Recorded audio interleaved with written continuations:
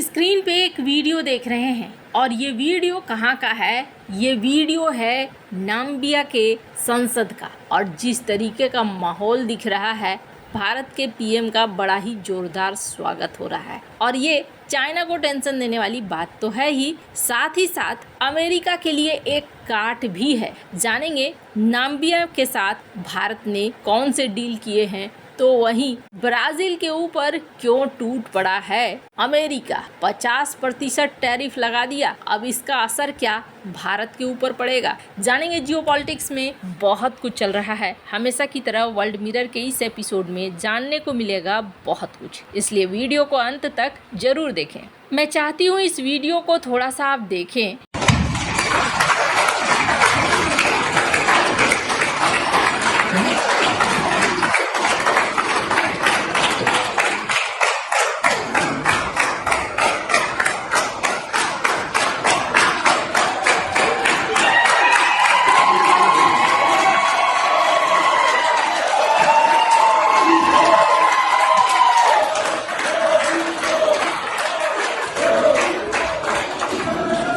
ये वीडियो है नाम्बिया के संसद का।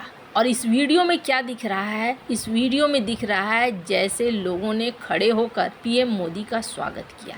ये स्वागत बतला रहा है कि अफ्रीका के लोगों के मन में भारत के प्रति एक बहुत ही अच्छी भावना आई है। और इस भावना के पीछे ना भारत ने पिछले कुछ समय में जो अपनी पॉलिसी अपनाई है अफ्रीका के लिए, उस पॉलिसी ने ये कमाल दिखलाना शुरू कर दिया है। नाम्बिया में न सिर्फ पीएम मोदी का पार्लियामेंट में इस तरीके से स्वागत किया गया, बल्कि देखा गया काफी भव्य स्वागत था। साथ ही साथ नाम्बिया ने अपने सबसे बड़े अवार्ड से इन्हें सम्मानित भी किया, अपने देश के सबसे बड़े अवार्ड से। वैसे अब तक कुल 26 अवार्ड पीएम मोदी को मिल चुका है। त्रिनिदाद से, घाना से, साइप्रस से, श्रीलंका से, मॉरिशस से, कुवैत, गुयाना, कई सारे देश अब लिस्ट में हैं। अब कुछ एक ही बचे होंगे। ये न बतलाता है कि ये देश भारत को अब किस नज़र से देख रहे हैं। भारत का बढ़ता हुआ कद दिखता है। नाम्बिया है कहाँ पर? स्क्रीन पर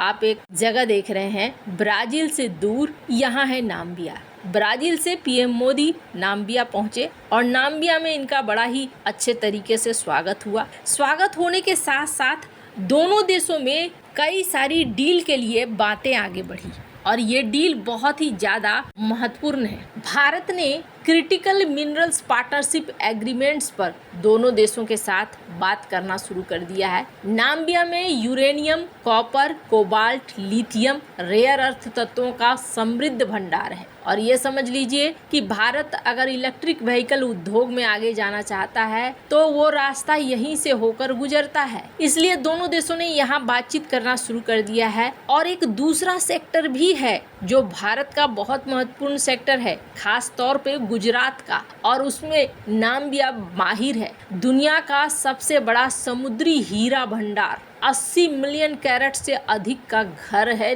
भारत, जो कि डायमंड प्रोसेसिंग में आगे है। नाम्बिया के साथ सीधे व्यापार को बढ़ाने की दिशा में काम कर रहा है। अभी क्या होता है, नामीबिया से कच्चे हीरे लंदन और एंटवर्प जैसे केंद्रों में जाते हैं और वहां से फिर भारत आते हैं। भारत ये चाहता है कि डायरेक्ट एक कॉरिडोर विकसित हो जाए सूरत और नाम्बिया के बीच में, ताकि ये बीच का फायदा जो किसी और को मिलता है वो फिर दोनों ही देशों के बीच रहे। इसके अलावे नाम्बिया के पास वो खजाना है जो भारत चाहता है, यूरेनियम। नाम्बिया दुनिया का चौथा सबसे बड़ा यूरेनियम उत्पादक है। भारत अपनी परमाणु ऊर्जा की जरूरतों के लिए भी इसके संसाधनों को लेकर बातचीत कर रहा है। अब आप सोच रहे होंगे कि ये देश इतना धनी है, जब इतना धनी है तो फिर यहाँ चाइना नहीं पहुँचा है क्या? हाँ जी, चाइना यहाँ पहुँच भी गया है, काफी समय से यहाँ है भी, और धीरे धीरे विवाद निकल के सामने भी आने लगे हैं। चाइना की कई कंपनियों पर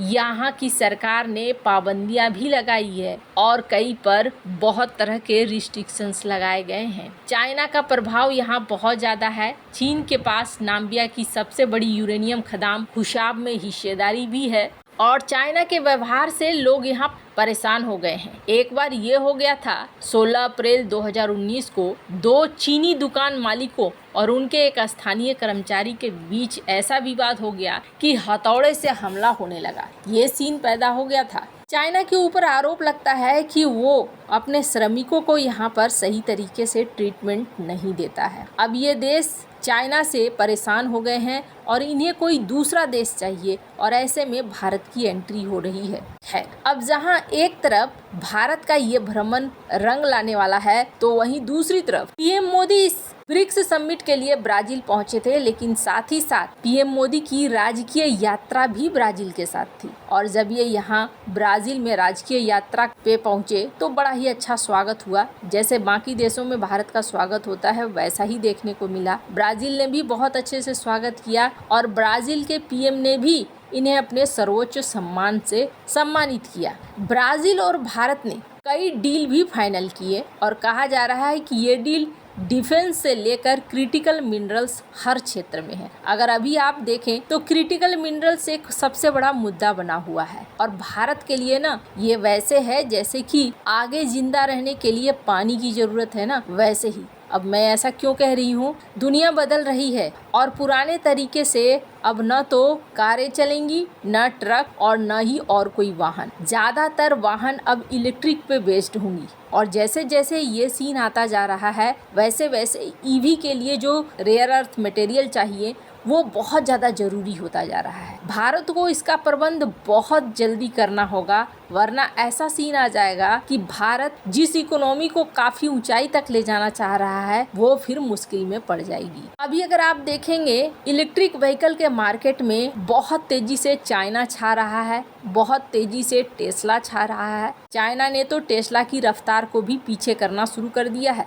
ऐसे में जब चाइना रेयर अर्थ मटेरियल की सप्लाई भारत को रोक रहा है, मैग्नेट्स की सप्लाई भारत को रोक रहा है, तो सारे देश अपना अपना ऑप्शन ढूंढने लगे हैं और भारत ने भी ये ऑप्शन ढूंढना शुरू कर दिया है। हालांकि ब्राजील के साथ इनका एग्रीमेंट बना, पर ब्राजील के ऊपर इस वक्त डोनाल्ड ट्रंप का कहर टूट पड़ा है और डोनाल्ड ट्रंप ने 50% का टैरिफ लगा दिया है। हालांकि ये टैरिफ तुरंत नहीं लगा है, बल्कि इन्हें भी 1 अगस्त तक का मौका दिया गया है। और टैरिफ लगाने की वजह क्या है? टैरिफ लगाने की वजह है पुराने बोल्सोनारो ने कथित तौर पर डिसिल्वा का तख्ता पलट करने की कोशिश करी थी। जब लूला जीत गए थे पिछला चुनाव तो आरोप लगा था कि बोल्सोनारो उनका तख्ता पलट कराना चाहते हैं। इसी वजह से उनके ऊपर एक्शन लिया गया और डोनाल्ड ट्रंप ने एक चिट्ठी भेजी है। इस चिट्ठी को देख सकते हैं आप। इस चिट्ठी में लिखा गया कि आपने जिस तरीके से बोल्सोनारो को बंद करके रखा है वो सही नहीं है, उनके ऊपर से कानूनी प्रक्रियाएं हटनी चाहिए। हम 50% का टैरिफ आपके ऊपर लगाएंगे 1 अगस्त से, अगर आपने एक्शन नहीं लिया तो। अब ऐसे में माना जा रहा है कि ट्रंप ब्राजील को भी नकेल कसने की कोशिश कर रहे हैं। ब्राजील ने उत्तर दिया है कि फिर हम भी लगाएंगे। अब देखना होगा, ये ट्रेड वॉर बड़ा दिलचस्प होता जा रहा है। भारत के लिए ये बहुत जरूरी थी ये यात्रा, इसलिए भी कि चाइना को भी काउंटर करना है और अमेरिका को भी काउंटर करना है। डोनाल्ड ट्रंप अभी कॉपर और दवाइयों के ऊपर ये टैक्स लगा रहे हैं। स्क्रीन पर आप आर्टिकल देख सकते हैं जिसका सीधा प्रभाव भारत के ऊपर पड़ेगा और इसका सबसे बड़ा उपाय है कि आप अलग अलग देशों के साथ संपर्क करो, अलग अलग देशों के साथ व्यापार को बढ़ाओ, किसी एक देश पर निर्भर न रहो। अगर एक देश पर निर्भर रहोगे तो फिर समस्याएं ऐसी आती रहेंगी। आपको क्या लगता है इन सब मामले में, आपकी क्या राय है? कमेंट कर जरूर बताएं। जल्द मिलते हैं अगली वीडियो में नई खबर के साथ।